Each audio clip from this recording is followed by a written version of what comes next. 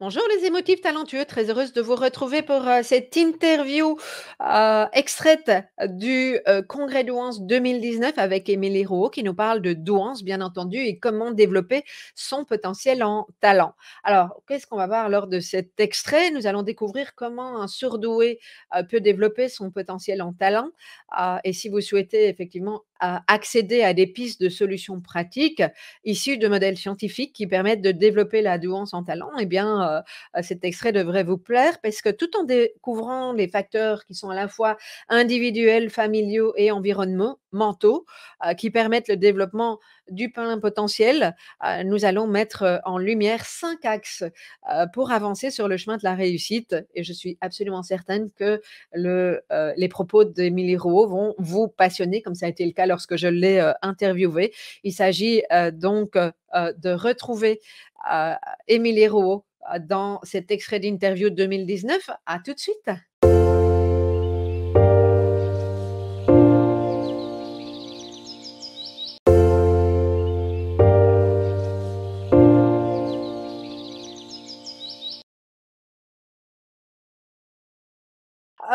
En fait, quelle est pour toi la différence entre le potentiel et le talent? Parce que je pense que c'est souvent confondu. Donc, qu'est-ce que tu peux Ouais, nous dire? tout à fait. Moi, ce que j'aime bien, c'est au-delà des termes, c'est vraiment de voir ça un petit peu comme plus sur un continuum, d'accord? Et il y a vraiment il y a ce qui est invisible. Donc le potentiel, ça, tout le monde en a, d'accord? Tout individu, toute personne, tout enfant qu'on accompagne a un potentiel. Maintenant, on avance un petit peu sur le continuum. La douance, donc le fait d'avoir des habiletés naturelles qui vont nous distinguer, d'accord, de la norme, où effectivement on peut repérer, donc la plupart du temps, aujourd'hui on fait avec les outils qu'on a, donc la plupart du temps c'est avec les outils psychométriques, on voit qu'effectivement il y a effectivement un potentiel qui est un peu plus élevé. Mais tout ça reste invisible encore là. Il y a rien, c'est caché, d'accord? Et puis, tranquillement, doucement, on va passer dans le visible. Et quand on passe dans le visible, là, on passe dans le haut potentiel. Le haut potentiel, il y a évidemment plusieurs façons de le concevoir ou de le définir. Moi, je m'inspire de Renzulli. Et qu'est-ce qu'il dit? Il dit que le haut potentiel, finalement, c'est déjà visible. Donc, c'est finalement cette douance, cette sorte de petit trésor là, qui effectivement a déjà commencé à germer et qui a rencontré suffisamment de motivation et d'engagement, avec un peu de créativité pour faire les choses différemment, pour se distinguer en fait, pour que ça se voit, avec effectivement ses habiletés naturelles. Donc là, ça commence déjà à se voir, voyez. Et puis ensuite, on va continuer, puis avancer encore sur ce continuum. Et puis là, tout d'un coup, on a le talent. Là, le talent, c'est effectivement, c'est une performance, c'est une compétence qu'on peut observer, puis qu'on peut mesurer. Évidemment que le talent est beaucoup plus facile à observer que la douance, parce que c'est souvent beaucoup plus facile de le mesurer. Et souvent, quand est-ce que ça va se voir pour le haut potentiel? À l'école. S'il y a un talent académique, et je dis bien s'il y a un talent académique, et souvent le grand drame de beaucoup de personnes douées qui n'ont pas spécialement été talentueuses à l'école, parce que pour être talentueux, il faut aimer ça. Et donc, il n'y a pas tout le monde qui aime ça, et c'est tout à fait OK. Donc finalement, quand on est talentueux académiquement, ah bah là, à l'école, ça commence à se voir vraiment, parce qu'on fait effectivement partie du top 10%. Et puis, il faut encore qu'on continue encore sur ce continuum. Et puis derrière, il y a le génie. Là, on commence à être vraiment dans une toute petite portion de la population. Et le génie, finalement, ce sont les pairs qui nous le reconnaissent. Je ne peux pas m'auto-proclamer génie. Vous voyez ce que je veux dire? Mmh mh. je, je vais être considérée comme génie parce que j'apporte non seulement ce haut potentiel, avec une créativité et une innovation vraiment hors norme qui va venir apporter énormément à mes pairs dans le domaine dans lequel je suis. Et je trouve qu'avec ce continuum, on comprend bien finalement que bah, tout le monde ne peut pas être partout sur ce continuum, puis c'est tant mieux, on n'en a pas besoin. Pas besoin que tout le monde soit un génie, loin de là. Et donc, en fait, après, ça va être personnellement de faire le choix de se dire: «Oh, où est-ce que j'ai envie, moi, d'essayer de tendre et de me rendre?» Voilà. Et ensuite, qu'est-ce que ça va prendre pour que je puisse le faire? Alors est-ce qu'il existe des modèles théoriques pour mieux comprendre, comment passer de la douance au talent? Oui, ça, moi, c'était vraiment quelque chose que j'avais vraiment envie de transmettre aux participants du congrès parce que euh, souvent, et c'est complètement normal, hein, on a un point de vue par les livres qui sortent le plus souvent, beaucoup plus psy, et c'est super parce que de manière, c'est la multiplicité des points de vue qui rend un phénomène extrêmement intéressant à étudier. Mais j'aime bien le fait aussi que quand on revient dans un côté peut-être plus scientifique dans les modèles, il y a effectivement plusieurs modèles que je trouve assez éclairants. Il y en a plusieurs, il y en a 4 principaux, en tout cas nous on utilise pas mal en Amérique du Nord. Euh, et ce que j'aime bien, en fait, c'est que ces modèles théoriques, c'est très facile parce que c'est chouette, ils nous font des jolis schémas pour bien comprendre un petit peu le phénomène. Ils nous rappellent 2 choses. La première, c'est que la douance et le talent, c'est un mouvement vraiment dynamique. C'est-à-dire que c'est pas je suis doué et puis je passe du jour au lendemain à je suis talentueux. Puis c'est pas non plus quelque chose de figé. C'est pas parce qu'aujourd'hui mon talent s'exprime qu'il s'exprimera toujours. Mhm. Et j'aime bien cette vision développementale et dynamique.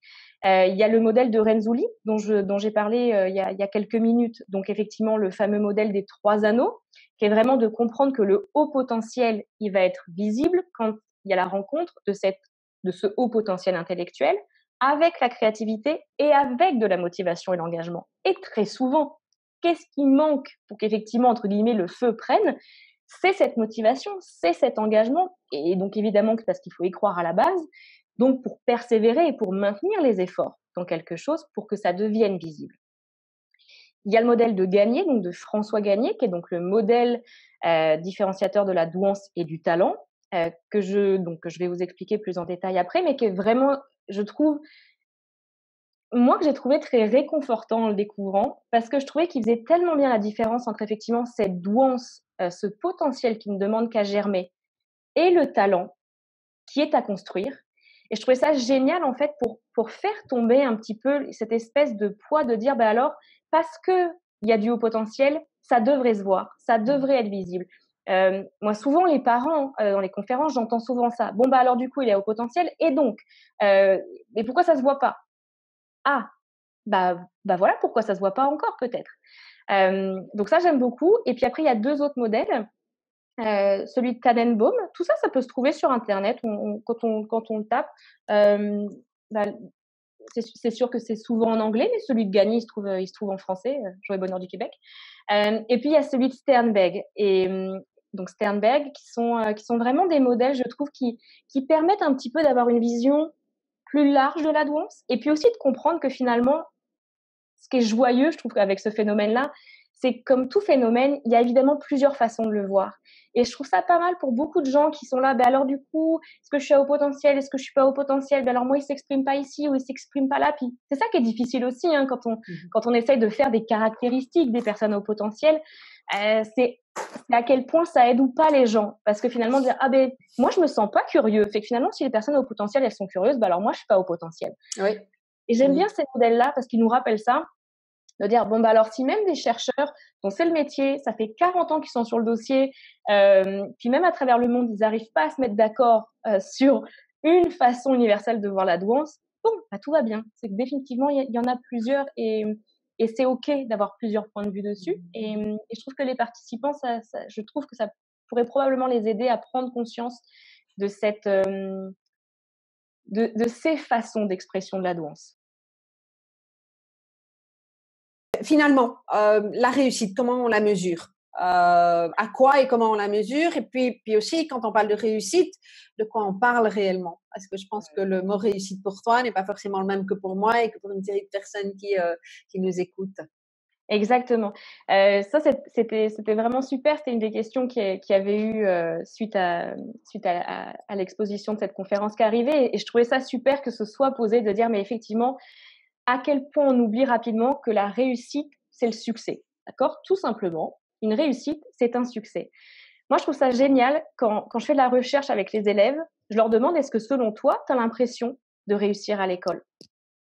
Sans rire, à peu près 8 ou 9 sur 10 me disent non, pas vraiment. Ah bon? C'est étonnant, parce que moi j'ai eu accès à tes résultats scolaires et tu es très au-deçà du seuil du passage minimum, donc de la réussite.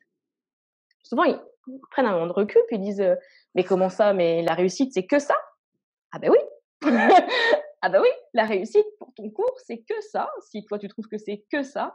Et je trouve ça génial parce que ça prouve bien à quel point je trouve que pour les personnes à haut potentiel, c'est quasiment une obligation, je trouve, à un moment donné, de s'arrêter, de se dire: «Bon, je vais me prendre un quart d'heure, je vais aller chercher mon plus beau Larousse et effectivement, je vais m'asseoir et dire: "OK, la réussite pour moi, c'est quoi?"» Parce qu'en fait, sinon, c'est une quête sans fin d'un succès de toutes les manières qui souvent en plus est dans notre tête, c'est-à-dire qu'on est capable d'imaginer très facilement où est-ce qu'on pourrait être rendu, heu, qu'est-ce que je crois que va être la réussite ou quel effet ça va faire et de dire: «Non, non, non, non, non, non, non. On remet les choses à leur place. La réussite, c'est quand il y a eu succès. Mais pour que je puisse moi ressentir le succès, faut que j'ai défini ce qu'allait être le succès pour moi». Et donc, pour reprendre l'exemple des élèves que je donnais tout à l'heure, c'est comme ça qu'il y en a énormément qui, alors qu'ils réussissent brillamment à l'école, donc en plus eux sont talentueux académiquement, n'ont même pas le sentiment de l'être, seraient incapables de prononcer les mots, mais oui, bien sûr, je suis bon à l'école. Parce que pour eux, ils ont le sentiment d'être à 4% de leur capacité. Et je trouve ça très important, donc de fixer ses propres limites euh, et de vraiment voir petit. Donc effectivement, quand on est adulte, mais ça c'est tout à fait personnel, hein, mais peut-être que le seuil minimum, c'est j'arrive à répondre à mes propres besoins déjà. Autant petit, je suis dans une posture de dépendance par rapport à mon environnement, par rapport souvent aux personnes qui s'occupent de moi. Mais une fois adulte, déjà peut-être que quand je réponds à mes propres besoins de survie, peut-être que déjà on peut dire que c'est un succès. Ok, super. Maintenant, comment j'y arrive? Et donc, je trouve ça super de pouvoir fixer ses propres limites parce qu'effectivement, sinon, la réussite, ben, on risque de l'attendre longtemps. Mmh. Euh, Ce que j'aime bien rappeler aussi, c'est vraiment de faire la distinction entre mes envies et mes besoins. Et de venir combler, donc ça pour ça, il faut les connaître, hein, mais quand on connaît ses besoins et qu'on est capable, de manière très factuelle, de manière très quasiment scientifique, les faits, qu'est-ce qui se passe? Mes besoins, c'était cela, ils sont remplis, clac, clac, clac, clac. Super, succès. Et si ensuite je décide d'aller à l'étape d'après, parce que j'ai envie de pousser mon continuum dont on parlait tout à l'heure, eh bien super. Mais au moins, on va venir renforcer cette motivation interne parce que pour être motivé, il faut réussir. Il n'y a pas de secret. Sinon, c'est décourageant. Si on a le sentiment d'être toujours hors d'haleine parce que le marathon, il y en a encore pour 800 kilomètres, c'est interminable. Et donc, je trouve que de revenir comme ça, poser des édifices, mais c'est un exercice difficile parce que les critères de réussite qui souvent sont vendus entre guillemets dans la société, mais souvent ils remplissent pas les besoins des Mmh. personnes au potentiel. Donc ça marche pas. Donc si on les poursuit, on se rend bien compte que ça remplit moyennement les besoins. Donc en fait finalement on regarde pas au bon endroit. Euh, donc voilà. Donc moi la réussite, la définition que j'en donnerais, c'est quand il y a succès. Et des fois les normes entre guillemets, donc typiquement l'école, les normes vont nous aider. Voilà, en gros, dès que tu as eu tel seuil, tu peux prendre pour acquis que tu as réussi. Ok, super. Et donc ça aide effectivement à comprendre à quel point on décide d'aller plus loin ou pas. Mais pour ça, il faut en prendre conscience. Et après, dans la vie adulte, c'est plus flou parce que qu'est-ce que va être la réussite de chacun, c'est tout Ouais. à fait personnel. Tout à Alors, fait. est-ce qu'il existe des besoins particuliers à combler pour les personnes douées? Et si Mhm. oui, pourquoi? Mmh. Alors oui, il y a des besoins particuliers. Et j'aime bien le préciser parce que souvent, quand on va commencer à évoquer la douance dans les défis ou dans les obstacles ou dans ce qui fonctionne pas, c'est souvent que ces besoins-là n'ont pas été comblés. D'accord. Et évidemment, en fonction du temps depuis quand ça n'a pas été comblé, entre guillemets, plus les symptômes sont souvent difficiles, laborieux, etc. Euh, il y a plusieurs choses à prendre en considération. Il y a plusieurs auteurs. En français, il y a Lubart, il y a Vèvre-Douré qui ont beaucoup écrit dessus. Gauvry a fait un super livre aussi pour un petit peu faire le tour et pas que ça évidemment, mais reprendre en partie ça, qui est de dire il y a plusieurs besoins. Le premier, il y a vraiment, il y a comme une forme de base, il y a besoin de compréhension. Ok. Donc de toutes les manières, si je comprends pas pourquoi, ça fait pas de sens. D'accord? Il y a souvent un besoin d'équité, Mmh. d'accord? Oh oui. L'égalité, qui, malheureusement ou pas, je sais pas, mais en tout cas, on va dire que c'est comme ça. Dans la plupart de nos sociétés, on est des sociétés qui tendons vers l'égalité à tout prix, mais très souvent, les personnes au potentiel ne voient pas la logique dans tout ça. et souvent pour leur propre, avantage ou désintérêt, mais juste de dire: «Beh, c'est pas juste, si effectivement une personne a besoin de quelque chose en plus en ce moment, on lui donne et puis on verra plus tard, moi j'en ai pas besoin». D'accord? Donc ces 2 grands besoins-là sont un peu à la base. Et puis ensuite, avec quoi ça va venir? Ça va venir avec des besoins de rapidité. Ça, on le sait. Il y a une rapidité dans les apprentissages. Apprentissage, je mets ça avec un grand A. Je ne parle évidemment pas du tout que des apprentissages scolaires, mais dans la capacité à absorber l'information, il y a un besoin de rapidité. D'où le fameux ennui. Beaucoup d'enfants s'ennuient à l'école. On ne se cachera pas là, c'est pas, c'est pas un bonus que réservé aux personnes au potentiel. Beaucoup de gens s'ennuient à l'école. Mais pourquoi pour les personnes à haut potentiel? C'est souvent si fort et en fait, avec le temps, ça devient à ce point-là insupportable, c'est qu'il y a un besoin de rapidité. Il y a un besoin de diversité. Ça aussi, on le sait. C'est-à-dire qu'il y a un besoin d'aller se nourrir. Moi, j'aime bien l'allégorie, c'est le buffet. Il y a souvent besoin d'aller manger un petit peu de tout, différemment. Et ça, c'est à prendre en considération aussi dans sa propre vie. Quand on est enfant, la plupart du temps, c'est pas si pire parce que avec l'école, on va voir plein de choses. Au pire, on n'aime pas, mais au moins on voit autre chose. Dans la vie adulte, c'est la diversité, on vient pas l'amener dans notre propre vie. Oh, bah la routine, elle peut être là longtemps. Donc c'est vraiment de prendre le parti pris de se dire comment je peux apporter de la diversité dans ma vie. Voilà, donc dans plein de domaines différents. Et ensuite, de manière plus profonde, il y a un besoin de complexité. Mmh mh. Et ça, je trouve que euh, c'est souvent, euh, c'est souvent un point qui va être un peu renié ou souvent plus difficile parce qu'on dit, eh ben, moi j'aimerais ça une vie simple, ou moi j'aimerais ça les petits bonheurs, ou moi j'aimerais ça que, ben oui, t'aimerais ça. Mais il y a un besoin que ce soit complexe parce que ton cerveau, il a besoin de s'amuser avec ce qu'il sait faire. Et il y a un besoin de profondeur. Il y a un besoin de profondeur dans ce qui est fait. Il y a un besoin de profondeur dans les relations. Hem et je dis pas du tout, quand je cite ça, hein, je dis pas du tout que alors il faut vivre que de ça, Non, hein, non, c'est non. sans doute pas possible. Par contre, ce qu'on remarque quand même, c'est qu'enfant ou adulte, dépendamment avec qui on travaille, quand ces besoins-là sont comblés ou ne serait-ce que pas asséchés, c'est beaucoup plus facile alors d'être autour de la machine à café, à parler de la pluie, du beau temps, parce que notre besoin de profondeur, il est peut-être comblé ailleurs par d'autres gens, par d'autres choses, par d'autres relations. Et donc, ça permet de beaucoup mieux s'adapter aussi. Euh, et puis ensuite, dans les autres besoins, il y a un besoin d'entraînement. On en a parlé un petit peu tout à l'heure avec le fameux développement du talent, mais cet entraînement, c'est un besoin. Il y a besoin que ça bouge dans la tête.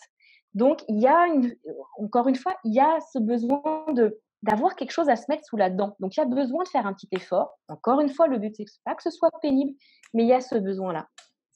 Et enfin, il y en a d'autres, mais je m'arrêterai là. Il y a un besoin d'appartenance. Ça, Oui. on le sait, c'est très fort. C'est souvent ce qui ressort pour la plupart des personnes qui cherchent justement, soit sur Internet, soit dans des associations, à se regrouper. C'est pour ça qu'encore une fois, attention, les personnes douées qu'on fréquente en fonction de, que ce soit sur Internet ou des groupes ou des associations, on fréquente des gens qui ont eu un besoin similaire au nôtre à ce moment-là, de se retrouver avec des personnes douées. Ça ne veut pas forcément dire que les doués qu'on fréquente ressemblent à tous les doués. Non, Ils non, existent et il important. n'y a absolument pas à leur enlever aucune place. Et leur réalité, c'est la leur. Par contre, c'est de réussir quand même à toujours garder un tout petit peu de recul et de se dire, OK, moi, je fréquente ces doués-là, mais il y en a d'autres. Et je trouve ça vraiment bien parce que ce sentiment d'appartenance, quand il va commencer à être comblé, ça permet ça aussi tout d'un coup, d'être reconnu dans l'évolution de notre douance à un moment T, de se rendre compte qu'il y en a d'autres qui vivent des choses similaires, et ça fait du bien profondément.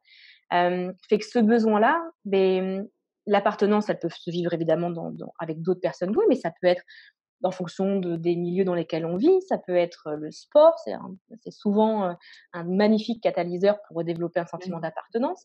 Et c'est vraiment pas de le nier parce que le sentiment de décalage fait que bon, on a moyennement envie de faire des efforts pour se rapprocher des autres, mais moins on se rapproche des autres, plus on se sent seul. Et plus on se sent seul, plus c'est difficile d'aller trouver à l'intérieur, mon Dieu, mais quelle énergie, d'aller trouver, même si on est introverti, d'aller chercher à l'intérieur de soi l'énergie, la motivation, les ressources pour continuer à avancer. Mmh mh. Mmh. Voilà.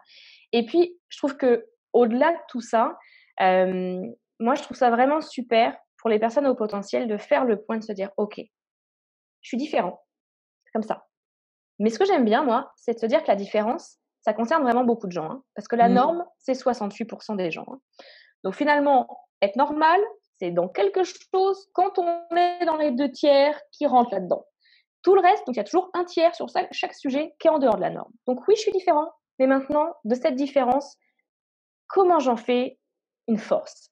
Et comment j'en fais une force, finalement, je crois que ça force beaucoup de personnes au potentiel à faire un gros travail sur eux-mêmes, de dire, OK, c'est quoi mes valeurs? Puis oui, elles sont peut-être différentes de la norme, mais c'est pas grave, c'est les miennes. C'est quoi mes besoins qui viennent avec cette différence, mais qui sont aussi, évidemment, en grande partie très, très personnels. Et donc, comment déjà, de ces valeurs, donc de ces fondations qui sont mes piliers, qui sont finalement, qui vont être mes guides, ça va être ça qui va s'exprimer dans ma vie, que je le veuille ou non. Si j'en ai pas conscience, je le remarquerai pas, mais sinon, c'est ça qui va s'exprimer. De ces valeurs viennent des besoins. Et de ces besoins, ensuite, il y a des envies. Mais souvent, c'est qu'on fait passer les envies avant les besoins, parce que c'est un peu plus facile, parce que c'est plus facile à remarquer. Et c'est vraiment de faire le distinguo, de faire ce travail, de se dire, OK, pour être comblé, pour me remplir, j'ai besoin d'une nourriture, donc de besoins qui me sont propres. Et l'image que je donne toujours, c'est comme si j'étais pas au courant que j'étais végétarienne, que je continuais à manger de la viande et je comprenais pas pourquoi j'avais du dégoût comme ça. Et tant que j'en prends pas conscience et je me dis, OK, je suis végétarienne, fine. Ah, c'est peut-être effectivement un peu plus pénible, ça demande des ajustements, je trouve pas tout ce que je veux comme tout le monde aussi rapidement. Mais c'est pas grave. Quand je reconnais ce besoin-là et que je prends le temps d'aller chercher ce dont j'ai besoin pour ma propre constitution physique avec les choix que j'ai faits, et finalement le chemin est beaucoup plus joyeux là. Donc, tout à fait. donc voilà. Et donc tout ça, évidemment, en tout cas personnellement, moi dans ma pratique, c'est toujours dans une vision de développement, de mieux-être, enfin voilà, de faire en sorte personnel qui fasse du sens.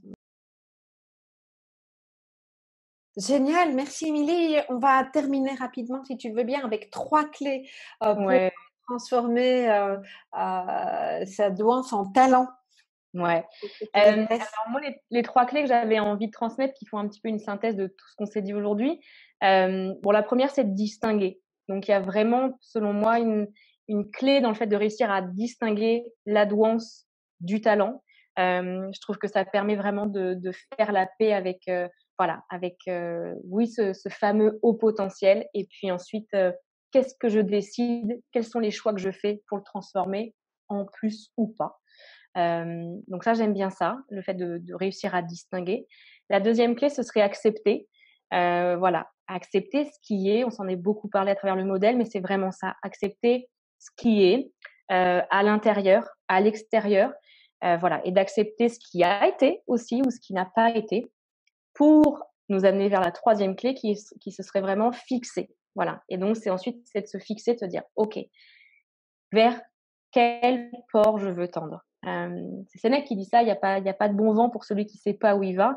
Et Dieu sait que c'est difficile hein, quand on est dans la tempête puis qu'on n'a aucune idée d'où est-ce qu'on s'en va. Mais voilà, de fixer, de se dire que c'est à nous que revient finalement cette responsabilité de se fixer les objectifs qu'on a envie et surtout dans le temps qu'on a envie. On n'est pas tous en même rythme, encore une fois. Et je crois que c'est important. Donc, les objectifs, les moyens, les ressources et les limites. On s'en est parlé tout à l'heure avec le succès. Voilà, pour qu'encore une fois, cette motivation, elle se vive, il faut qu'il y ait de la réussite. Le cerveau, il en a besoin. Sinon, il ne voit pas pour compter ça. Donc voilà, donc de se fixer aussi des limites et de se dire, OK, ici, moi, quand je vais franchir cette marche-là, ce sera une super étape. Le jour où elle est franchie, on s'en reparle. Si on a envie d'aller à l'étape numéro 2, on y va. Puis sinon, on peut s'arrêter là, on a fait du super bon boulot. Tout à fait. Voilà. Donc, distinguer, accepter, puis fixer. Génial. Un grand merci. Oui. Merci à toi, Nathalie. Merci pour tout.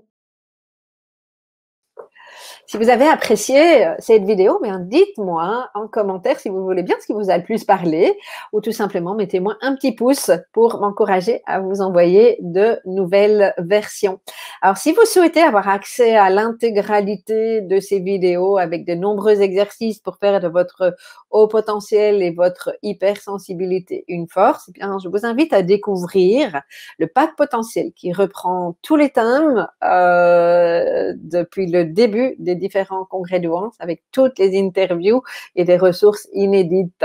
Alors, pour tout savoir, rendez-vous tout simplement en description de cette vidéo et vous aurez toutes les informations. À bientôt!